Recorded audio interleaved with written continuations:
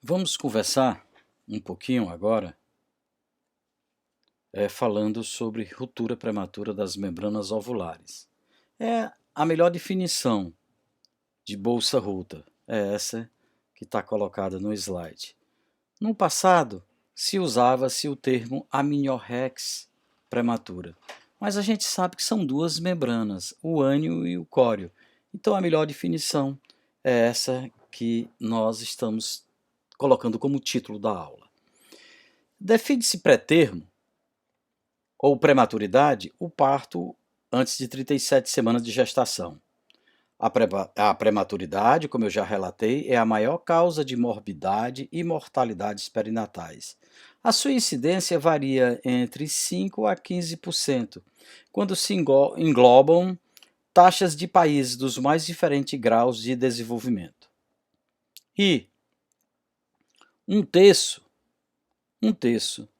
dos partos prematuros vem da ruptura prematura de membranas.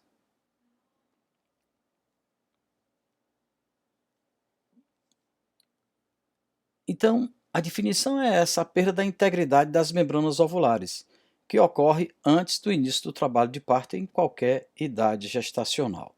Tá?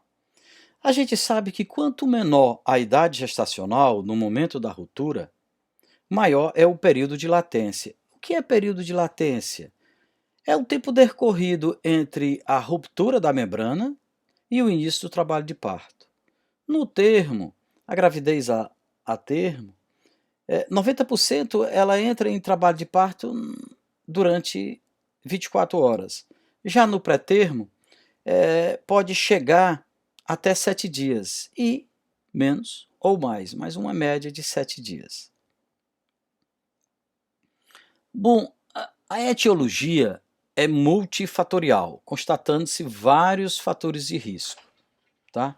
Nota-se a presença histopatológica da infecção em cerca de 2/3 dos casos, demonstrando que a principal causa da ruptura prematura de membranas ovulares é a infecção genital ascendente. As endotoxinas bacterianas, dessa maneira, desencadeiam uma sequência de ocorrências que culmina com a produção de colagenoses e proteases, que reduzem a resistência das membranas ovulares, levando à sua ruptura, como vocês acharem melhor.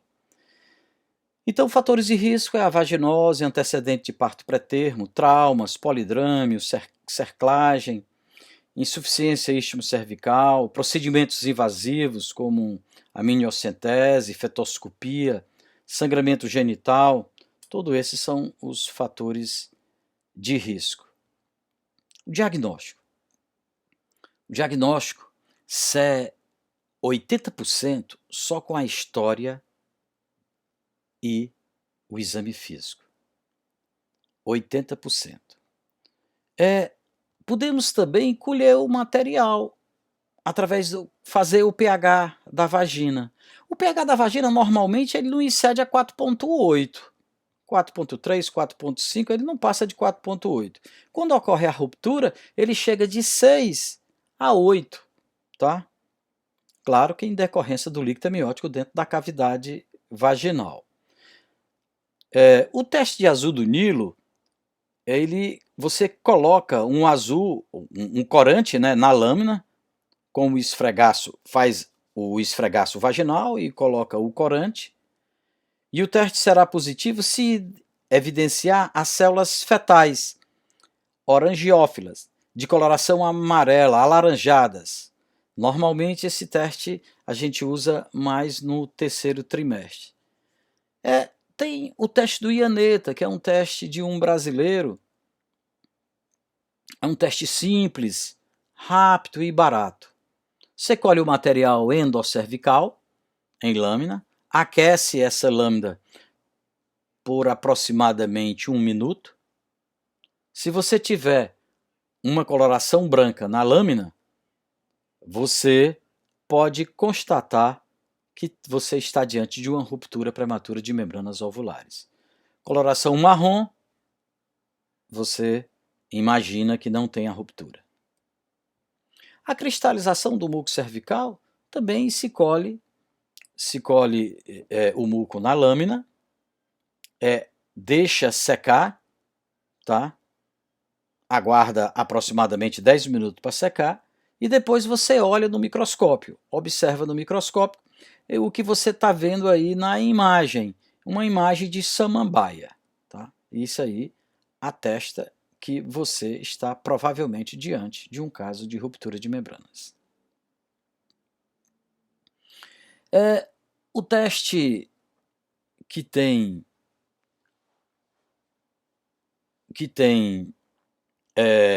uma situação privilegiada em relação à sua sensibilidade e à sua especificidade é o Amnin-Suri. É um teste imunocromatográfico que utiliza anticorpos monoclonais. E o mais importante dele, que eu acho, é que ele não sofre interferência como os demais citados anteriormente sofrem em contato com sangue, urina ou leucorreia. A sua sensibilidade para o valor preditivo chega a 100% e a sua especificidade no valor preditivo negativo chega a 99%. Maneira como você deve colher: você insere um swab no fundo de saco, faz um exame especular, insere esse swab, depois passa esse swab dentro de um conteúdo com líquido, aproximadamente 1 minuto, e entre 5 e 10 minutos você aguarda apresentando positivo quando tem 2 linhas, quando apresenta uma linha mais escura, ou seja, 2 linhas na vertical, você vai ter positividade do teste. O custo desse teste, aproximadamente por unidade, você tem um custo de R$100.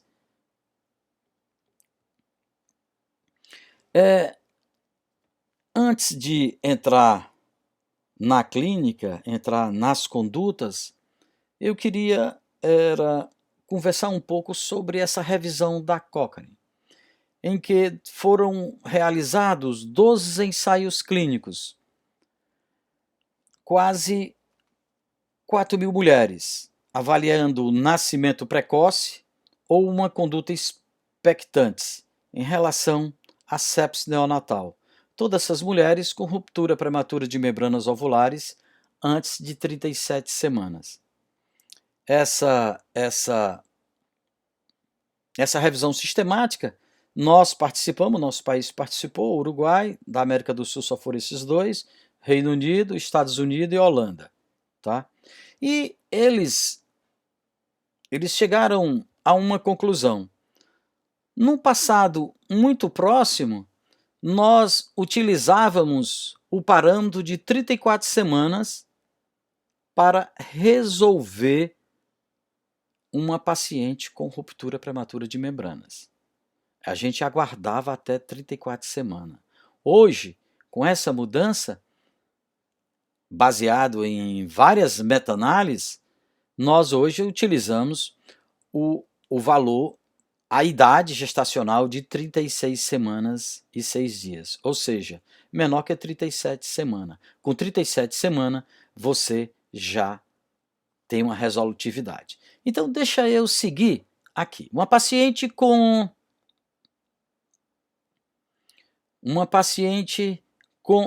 infecção. Uma paciente com infecção com uma idade menor que 24 semanas.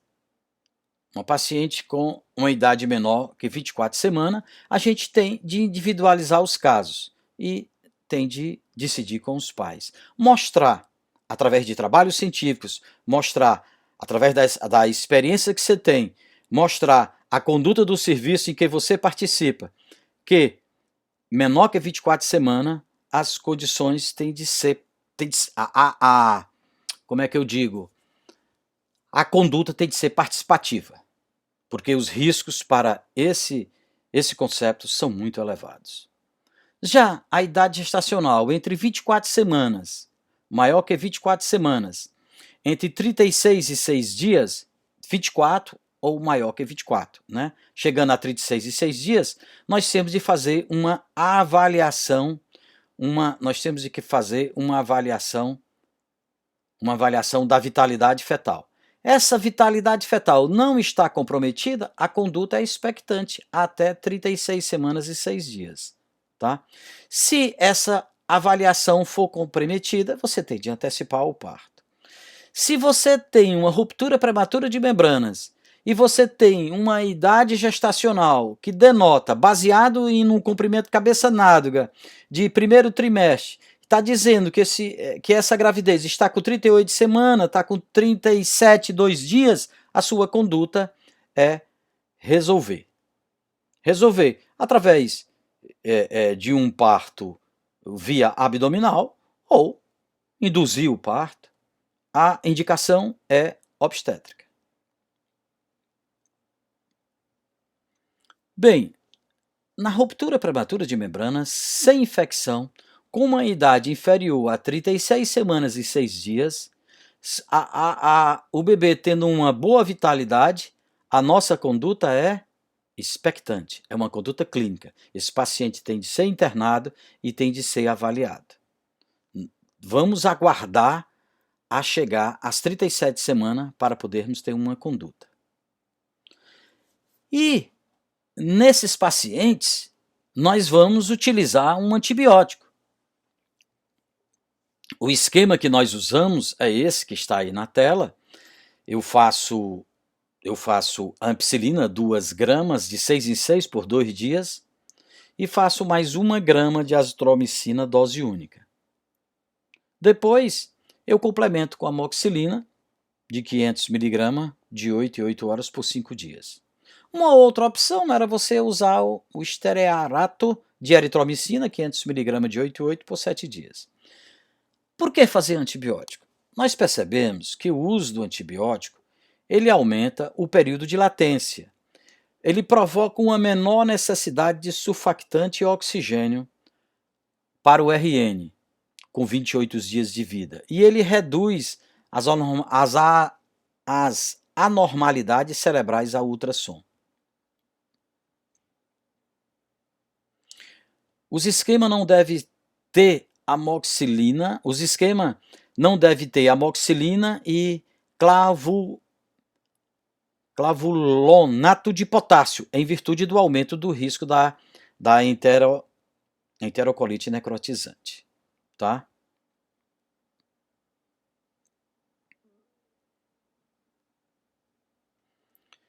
Os tocolíticos. Vejam que na paciente abaixo de 37 semanas, eu entro com antibiótico, nas pacientes que eu vou ter conduta expectante, e eu queria falar, deve ou não deve usar o tocolítico? Usar apenas em situações especiais para o efeito do corticoide, ou aquela paciente que eu vou usar o corticoide, tá? Que também mudou, né? Que também mudou a idade gestacional, e eu vou mostrar aqui a vocês. Então, não existe evidência suficiente para ser usado o tocolítico na ruptura prematura de membranas ovulares.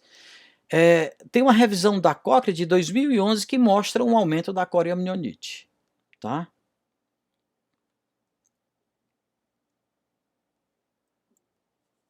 Os corticoides. O que nós usamos? Usamos a betametasona, 12 mg IM, por 2 dias seguidos. Qual o período? Normalmente entre 24 a 34 semanas. Mas os 34 semanas, que era uma idade gestacional onde nós resolvíamos a ruptura prematura de membranas, foi para 36 e 6 dias. E o uso do corticoide também. Tá? O efeito não se mantém após 7 dias de uso. O efeito não depende do sexo. Tá? E incrementa os benefícios do uso do surfactante pós-natal. O corticoide ele promove a aceleração da maturidade pulmonar fetal, minimizando a incidência da síndrome do desconforto respiratório, a hemorragia craniana, a enterocolite necrotizante. A Associação Americana de Ginecologia e Obstetrícia recomenda fazer tocólise para usar corticoide e acima de 34 semanas não fazer em coriamnionite e monitorizar o RN para a hipoglicemia. A gente sabe que o uso do corticoide acima de 34 semanas provoca mais hipoglicemia nos RN. Então, quando você faz acima de 34, é bom você monitorizar a glicemia desses fetinhos. Uma outra coisa que deve ser usado nos prematuros é o sulfato de magnésio. Naqueles parto inevitável entre 24 a 32 semanas. A gente sabe que o sulfato de magnésio ele tem uma neuroproteção. Ele faz uma neuroproteção do feto.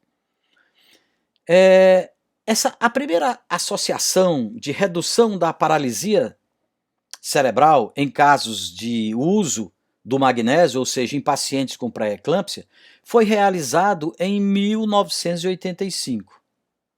Tá? Então, a paralisia cerebral ela está presente entre 2 a 3 partos, entre 2 a 3 fetos, ou RNs, nascidos em cada 1000. Tá? Então, é muito importante que se possa fazer uso do magnésio entre 24 a 32 semanas. Tá? É contraindicado em paciente com miastenia grave, insuficiência renal e comprometimento cardíaco. Sabemos que reduz a paralisia cerebral. A dose é a mesma dose que se faz na pré-eclâmpsia, ou seja, 4 a 6 gramas a dose de ataque, EV com bomba de infusão, deixar correr em 20 minutos, e 1 a 2 gramas EV por hora, por 24 horas, também em bomba de infusão. A gente sabe que a paralisia cerebral acomete mais cerca de 80 vezes nas pacientes, nos fetos de 23 a 27 semanas. Aqui é mostrando para vocês que nós precisamos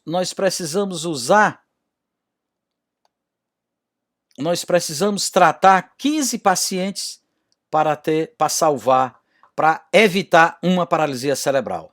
Vale a pena usar. Conduta conservadora. Os pacientes entre 24 e 36 semanas e 6 dias, qual é a nossa conduta conservadora? Então, nós vamos ter de internar, nós fizemos a betametazonas, fizemos o antibiótico, fizemos a ampicilina e a amoxicilina e a azitromicina como a primeira opção, e a segunda opção seria a eritromicina. Então, usamos o sulfato de magnésio, vamos evitar toque nessas pacientes, vamos rastrear infecção e vamos avaliar a vitalidade desses bebês, desses fetinhos. Então, a conduta conservadora, ela pode existir se não tiver ausência de atividade uterina, se não tiver um processo de infecção, se a maturidade pulmonar estiver ausente, se a vitalidade fetal estiver preservada. Nessas condições, existe a conduta conservadora. Então, nós precisamos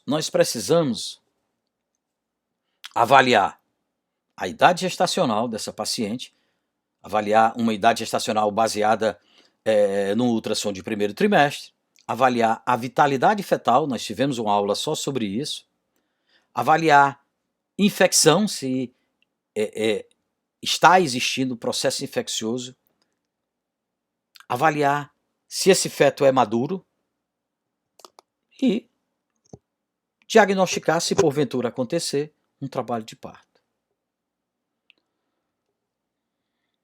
Então, quando é que eu devo ter uma conduta ativa? Eu devo ter uma conduta ativa quando a idade gestacional for 37 semanas. Quando uma idade gestacional for menor que 24 semanas. Eu coloco a interrogação porque aí nós não decidimos só. Nós vamos mostrar os prós e os contras e mãe, família, se discute. Claro, mostrando a conduta do serviço. Nós também devemos ter conduta ativa quando eu tenho uma vitalidade fetal comprometida, eu tenho um sofrimento fetal, eu tenho um diagista, então eu vou perder esse bebê. Quando eu tenho uma maturidade fetal preservada, eu tenho um processo de infecção, ou eu estou com um trabalho de parto, paciente com 6 centímetros, cabeça lá embaixo. Eu tenho que ter uma conduta ativa nessa situação, mesmo com um parto, mesmo sendo um parto prematuro. A conduta ativa eu tenho de confirmar a idade gestacional, eu tenho de avaliar a vitalidade do feto e fazer uso do antibiótico. Via de parto, como eu já falei, é uma indicação obstétrica. E quais são, desculpem, quais são os fatores determinantes da sobrevida desses fetos? Colegas, em gestações com menos de 20 semanas, a coriomielite se desenvolve em uma média de 50% dos casos e pode atingir até mais de 70% das gestações. A idade gestacional é o fator determinante da sobrevida neonatal. Outros fatores também incluem, como sexo, peso ao nascimento e o uso do corticoide, mas o mais importante é a idade gestacional. Quanto mais precoce a gravidez, maior o risco. Maior o risco de infecção, maior o risco de óbito fetal. Quais são as complicações? O óbito ele está mais prevalente, como eu acabei de falar, quanto mais precoce for a ruptura. E os principais fatores que contribuem são o descolamento prematuro da placenta, o prolapso do cordão e infecção ovular. Todos os óbitos identificados tinham oligohidrâmio absoluto, com um ILA menor que 2. Logo, assume-se que o líquido amniótico ele tem um importante fator de proteção e manutenção da vitalidade fetal.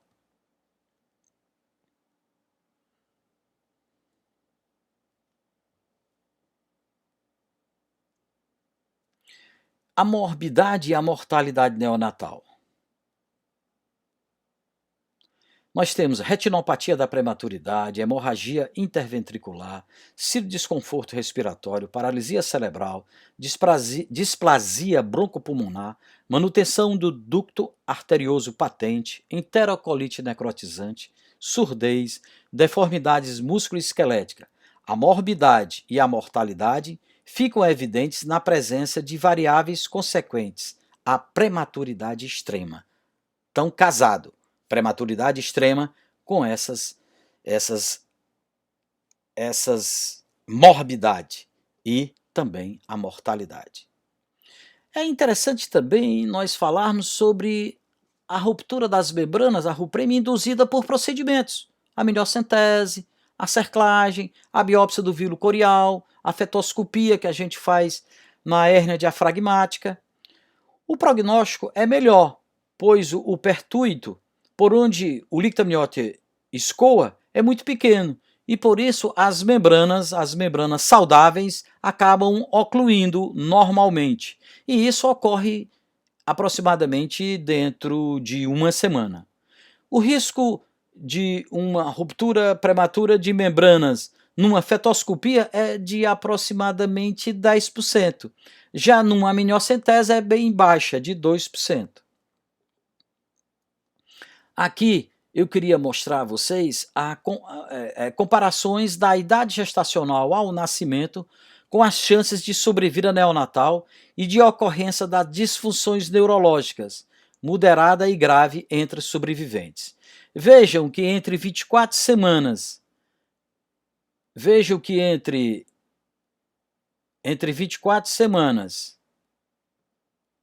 nós temos uma sobrevida neonatal variando de 56 a 68, uma disfunção neurológica grave chegando a 30%. Tá? Já entre 26 semanas a quase 26 e 6 dias, a sobrevida chega a quase 84%. Uma disfunção neurológica moderada chega a 20%. E uma disfunção grave pode chegar entre 15% a 20%.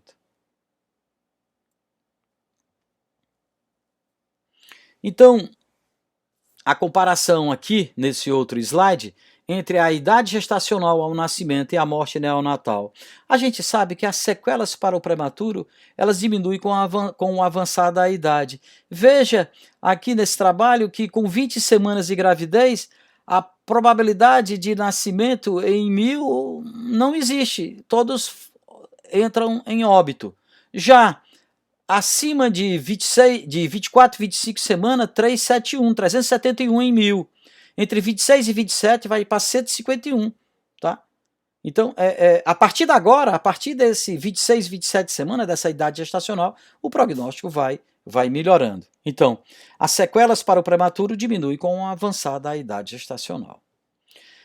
Aqui eu aproveito essa aula, todas as vezes eu mostro, isso aqui foi um trabalho que nós publicamos, né, na RBGO, o uso do misoprostol retal para indução do parto em gestantes com amniorrex prematura. É um ensaio clínico fase 2. Né? É claro que eu tenho de relatar a doutora Melânia e o professor Carlos Augusto e o professor Edson Lucena, que me ajudaram. Eu fiz muito pouco, eles aí é que merecem toda a glória. Esse trabalho foi o único trabalho publicado, foi o primeiro trabalho publicado utilizando misoprostol via retal, em pacientes com bolsa rota. Nós fizemos um trabalho, utilizamos 32 gestantes, a minha tese de mestrado eu cheguei a 50 gestantes, com ruptura, entre 36 e 41 semanas nós tivemos 72% de parto normal, tá? Isso aqui foi, esses partos aconteceram aqui na maternidade da Santa Casa, né? Na MEAC em Fortaleza e no IMIP em Pernambuco. O diagnóstico de coriamnionite, nós podemos utilizar parâmetros clínicos e ou laboratoriais. A presença de um ou dois mais desses critérios define o diagnóstico. Por exemplo, temperatura maior que 38 graus. Dor uterina, você coloca a mão no abdômen e a paciente tem uma sensibilidade aumentada, também se avalia. Taxfigmia, o feto com taquicardia, a secreção vaginal com odor fétido, uma leucocidose com 25% de desvio à esquerda, uma leucocitose acima de 20.000, uma baixa concentração de glicose no líquido amniótico, uma diminuição do movimento respiratório, que você está fazendo ultrassom, você percebe que ocorre uma diminuição do movimento. 2 desses critérios definem o diagnóstico de corioamnioniite. E a conduta na corioamnioniite, a gente vai utilizar a penicilina cristalina, 4 milhões, de 4 em 4 horas, a gentamicina entre 180 a 240 mg dia, pode ser feito em dose única, 1,5 mg por quilo a gentamicina. E a clinda, 600 mg, você pode fazer de 6 em 6, de 8 em 8. Eu quero agradecer a vocês, espero que tenha transmitido o que vocês estavam esperando. Continuo de sobreaviso no WhatsApp para a gente bater um papo e discutir isso. Muito obrigado.